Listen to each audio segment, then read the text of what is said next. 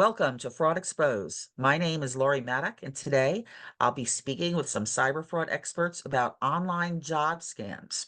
Let's start with you, Win, to introduce yourself. Hi, my name is Win Win. I'm a founder of Cyber Armor, where we focus in the dark web. Okay, and Ranbir. Good afternoon. My name is Remy Butani. I am CEO of VCs of Cyberculture. Our focus is fractional CISO services. Thanks. Okay, and Jared. Hi, my name is Jared Zarbinski. I'm a fraud investigator at USAA. Okay. Well, if you want to avoid fraud or know what to do if you've been a victim, stay with us. We don't want you to get ripped off. So let me start out. First question. We're going to talk about online job scammers. What kinds of devices do online job scammers advertise on? Um, you mean the network that they post in? Well, I Um, mean, can they do scams obviously on your computer? Can they do it mhm, on your phone? Can they do it on yeah. Alexa? What Mhm. what what can they do on anything electronic? Yeah, from what I observe is they send through the SMS, so text messaging. They text you a message saying that they have a job offer that give you a great pay and just basically bait you into reply and start the conversation. There's also email channel where they send you just randomly about job opportunities as well. And recently, I observed is LinkedIn, where they post up a job on LinkedIn, and when you apply it, they send your information to another companies where that company try to perform fraud to you. So Gotcha. All right, and let me ask Jared the next question. What kinds of jobs do the scammers advertise and where? Well, recently, really it could be any kind of job. Most of it's, some kind of tech support job or some kind of job that, doesn't require a whole lot of, accommodation or infrastructure. Right now, the main thing is remote jobs, right? Any kind of remote job that you see, especially if they're reaching out to you like pretty aggressively, saying they're a recruiter or something of that nature, and they're saying, "Hey, I got this fully remote gig. It looks like you'd be a great candidate.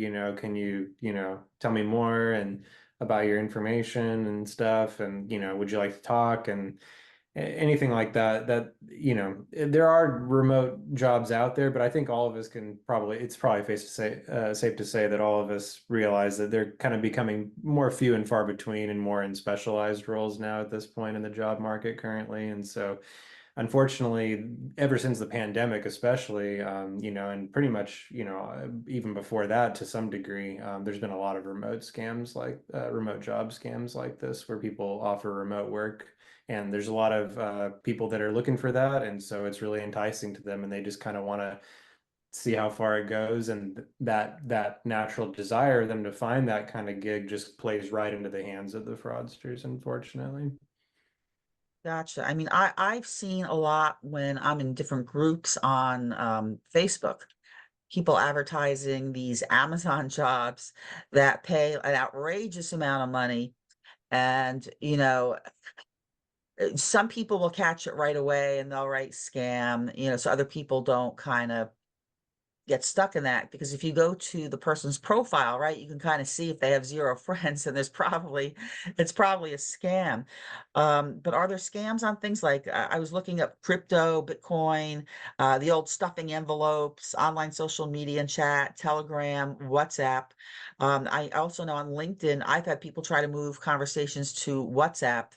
And that kind of makes me go, why are they doing that? Because I know that it's encrypted and nobody can really like break into that.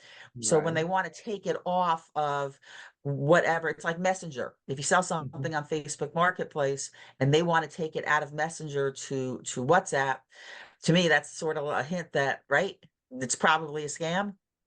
likely, I mean, the reason for the what apps is if they live from a different country, right? Let's say in Thailand, and they sign up, they have a number and they can't really talk to you calling from US. to US. Right? So they're using WhatsApp as a way to communicate. So just a more flexible way for them to scam people. Okay, it's almost like you just can't talk to anybody anymore. Let me ask Ranbir, do these people, do they use fake URLs? I mean, can they be spoofed? No, it's very interesting conversation we're having. I've gotten emails in the past. Work part-time manager for shipping. There's no link. It just says like marketing director of Jane Doe or John. It could just be somebody's name. And sometimes if in desperation, like with the job market, I've never seen it like this before. Win can agree. I don't know about Jared. It's just never been like this where you have folks out of a job for more than a year or 12, or longer. And so they get an email like that. It's out of desperation. Okay, I respond. And then what they'll do is they'll ask for your information. And then sometimes they'll ask a fee, like an application fee. That's all bogus. Like in any, at least in US, I don't know about other countries. I've heard that you do have to pay for these fees. That's normal, but here it's not, right? An employer would never ask you to pay for an application fee, or again, Right, it's clearly a scam. So, and again, it's because of the market today. There's just a lot of easy targets, and you definitely gotta look out. Where's the sender? Where's it coming from? There's no website. Like this just doesn't sound right. Like and again, I'm not going to stay too long on this topic. Sorry, on what we're discussing, but like I get calls from recruiters all the time, and I'd say 95% of it it's legit. I mean, obviously they work in the other part of the world. I don't necessarily have to say where, but again, there's big recruiting firms in that part of the world at least, right, or in the Asias, and the idea is like, okay, well, sometimes they'll ask for a social security number or driver license. I tell them unless the client requests, after we, like, let's say the interview or contracted job goes through or whatever, then I'd send it to the end client, right? Not to them. Again, I don't know. Let's hope that they're ethical and then legit, right? right. Definitely that not more scammy, but again, never send your driver's license or your social security number to a company that, I don't know. I'm just saying. Yeah, Yeah, to not unless you've been offered a job at least first, or yeah, if you've Yeah, done your homework a little bit further, right? yeah, absolutely. Well, but when it comes to URLs and spoofing URLs, which was the other aspect of Lori's question, I mean, to my knowledge, I mean, domains are registered, and there's been many people that have made a fortune off of acquiring various domains, and then in the hopes that a company might want that domain and then buy it Right. out from them later on. So, to my knowledge, Internet Protocol wouldn't allow for spoofing of URLs, would it? In my experience, I've seen where they try to make a URL to mimic the authentic URL, right? They change the E to a 3 or something, like something like that Right. aspect. What do you think about that, Ranbir? Have you seen spoofing of URLs? I mean, I don't even know if they can All do that. all day, every day. If and Win can speak more into this because that's his background and expertise. But the when your DNS or your domain name gets spoofed, like it gets taken over. So sometimes the company has been Uh, hijacked, and they could still be, and it's scary, right? Because then let's say now they have access to the list, employees and everything. You have bigger oh, problems, right? So. yeah. yeah. I think it would be scary if it, oh, go ahead. Yeah, for this, I mean, they for the job type of fraud, right, opportunities, the scammer, they typically create a domain and create a fake companies in that. So when you performing, look up that companies by that domain, you see it's a real companies, but it's all bogus, right? It's just fraud. So yeah, they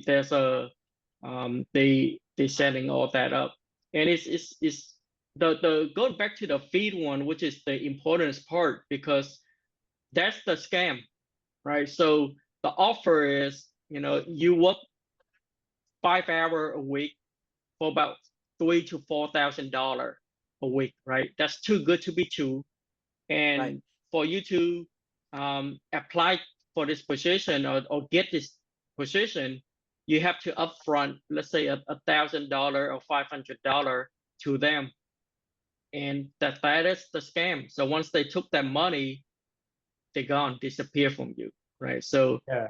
so yeah, you have to be very careful with that. Yeah, well, let's Um, get to that money on that topic. I mean, not only that, the fees and everything, but the one I get a lot with many of my cases involving, imposter scams is that they want you to procure equipment, right? All that remote office equipment. Yeah, we're going to cover all of that, like which most companies sadly don't do that. Some do, like it just yeah, depends on the gig and the situation, obviously, but.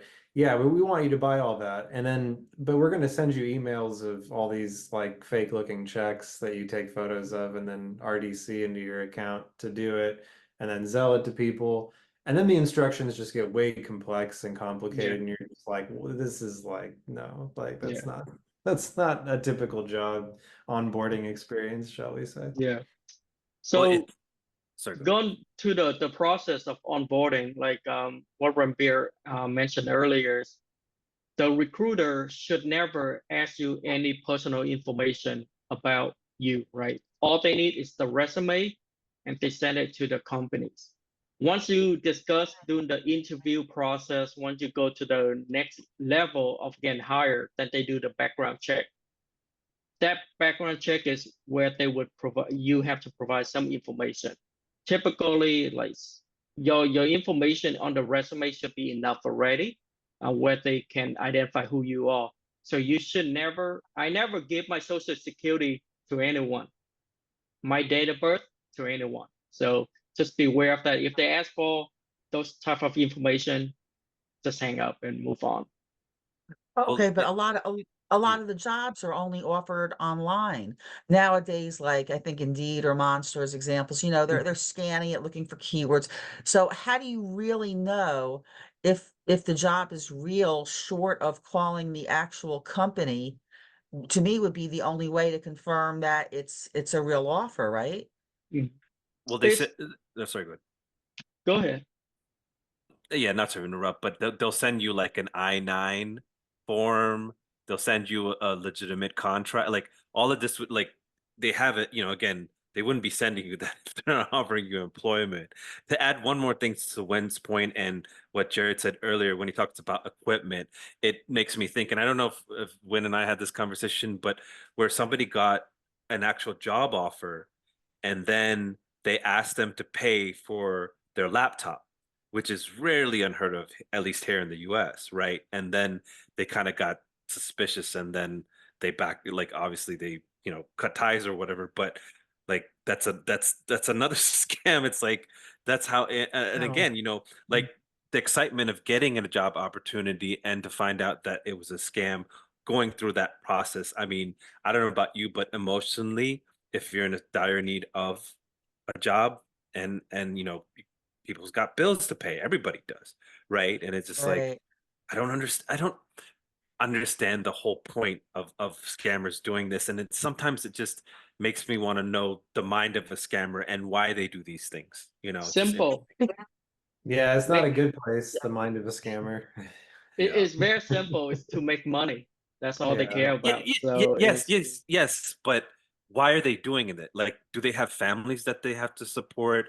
Are they doing it because they have no empathy or Not out emotions? of the I don't kindness know. of their heart, I'm sure, in most yeah, cases, yeah. unfortunately. Right. It Think about on LinkedIn though. You see a lot Yeah. of desperate people on LinkedIn posting, if I don't have a job in 2 weeks, I'm going to be homeless. Right. To That's the Ranbir's point, a perfect, lot that's of the perfect people, yeah, target, right? yeah. That'd be the perfect target. Oh, easy Yeah. target. And why are we posting those things? Another silly thing on LinkedIn. Why are companies posting how much funding they're getting? Or why are companies saying they won a $300 million contract? I mean, that makes them the hottest target in the dark web, dark world automatically. Companies should never be posting things like that. Yes, that's awesome. They could say, hey, we just won this contract or whatever, it doesn't Yeah, have to. but It's like, obviously that's an attempt for them to try to appear more legitimate, like, and be like, "Hey, look, yeah, we got these contracts. We're making money. We're bringing in more business." And it's like, "Yeah, but why are you selling yourself like way more than any other company discloses?" That yeah, yeah. and yeah, and the emotional aspect that Rambir brings up, about all of our, in this world that we live in, is that yeah, well, a lot of people out there are desperate, and a lot of hardworking people out there struggling, and it's sad that it affects them in this way. I agree. So let me sort of for a last question, I'd like you each to give me your response. We've talked a little bit about the signs of the scam or offer jobs, but I guess my questions are, how can you prevent yourself from getting scammed? And what should you do if you think you have been? Reach out to Win, Jared, and I. No, I'm just kidding. Just do your due diligence. Research the company. See, oh, you can even go to the state that the address of whatever they give. Research if they're registered as a legitimate business in the state of whatever address they've provided. And if Okay, all of that come up like you can find anything, then you know that hey, don't even bother responding, right? So. gotcha. Yeah, no web presence, no, physical address, or when you look up the physical address, it's like an apartment building and not like an office building, and Like thanks like to like on Google Google Earth and all Earth. kinds of things, you can really really get into the weeds and like figure things out sometimes in obscure ways like that. But also just, like we already discussed, right? Like them wanting you to procure equipment, wanting to pay fees to the government, or wanting to pay fees to the company just for your application, as if this is like an apartment or something, like we're trying to Right, something Yeah. like that's, and we're wanting your tax ID number or social, or whatever that might be depending on the country and everything. Yeah, like that's all a lot of information to be asking up front. Try to run it by just your past experiences of other jobs that you've in other hiring processes. And don't be afraid to just take your time. I know that people are like, hey, I got to jump on this. Time's always of the essence. It's a competitive market we're in, especially for my job or not, like, depending on the situation, my family, etc. I get it, but try to just take that moment to slow down and realize, hey, these are the moments when risk needs to be mitigated and the threat really can just happen without you realizing it. And just take more time to go right. through that and really analyze all of that yourself. Gotcha. And Win, any last words? If the job is too good to be true, it's likely it's too good to be true. So just have that sense, if just get your sixth sense and follow it. So Gotcha. Well, I want to thank you guys for taking the time to explain it, and hopefully we've educated our Yeah. listeners. Can I add Again, one?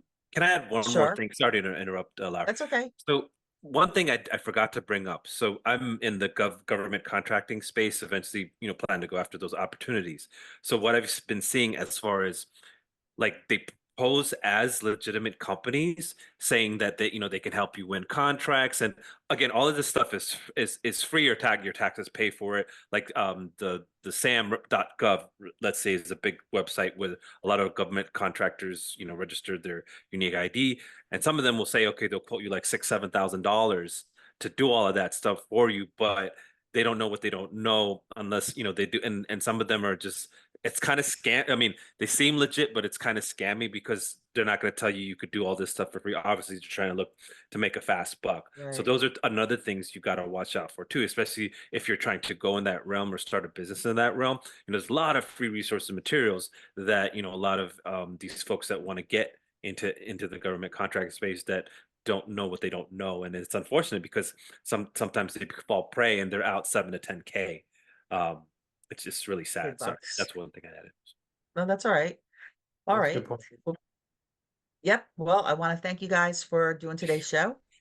Uh, Hopefully you've learned a lot. I know I learned a lot listening to you guys talk. Maybe I'm a little more scared each week, but I'm trying to, go by my gut instinct, and want to thank you guys for listening, and we'll see you again soon. thank you. Thank you. Bye. Thank you.